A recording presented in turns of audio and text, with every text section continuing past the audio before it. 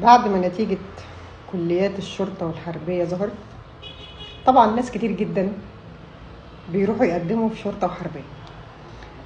اللي ربنا كاتب له نصيب فيها بيتقبل، واللي ربنا مش رايد له فيها او ملوش رزق فيها خلاص ورقه بيترفض. فبيزعلوا قوي قوي، مش عارفه ليه.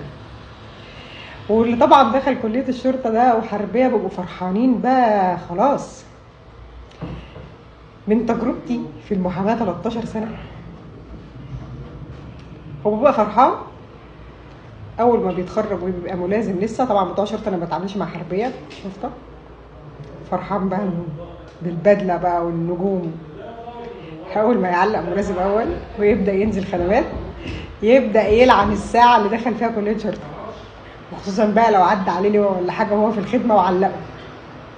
اخر نقيب كده واول رائد بيبدا يفكر بقى انا هقدم استقالت امتى ولا اطلع معاش امتى.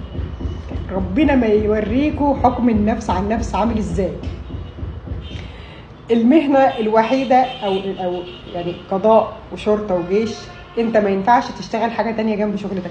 ما عندكش وقت اصلا، مش بس هو قانونا ممنوع، ما تبقاش عندك وقت اصلا.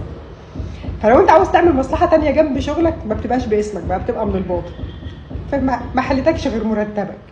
فلو انت اصلا اهلك مش مبسوطين ماديا ومريحينك هتتفرم فيها، او ربنا يعافينا ويعافيكم هتمشي فيها شغل مش كويس. فهي مش حاجه حلوه قوي عشان الناس اللي زعلانه قوي دي تزعل. اولا انت مالكش رزق فيها ومالكش نصيب فيها وقول الحمد لله. ثانيا والله ما هي امله، والله ما هي امله.